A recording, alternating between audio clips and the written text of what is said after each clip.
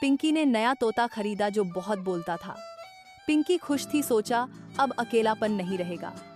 लेकिन तोता इतना बोलता था कि खुद पिंकी को बोलने का मौका नहीं मिलता। सुबह उठते ही बोलता, गुड मॉर्निंग पिंकी, उठ जा आलसी।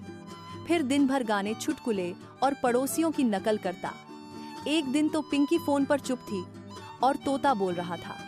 हाँ आंटी, पिंकी तो सब सुनती है, बोलती कुछ नहीं। अब पिंकी ने तोते को हेडफोन पहना दिए हैं ताकि वो बस गाने सुन और बोले नहीं।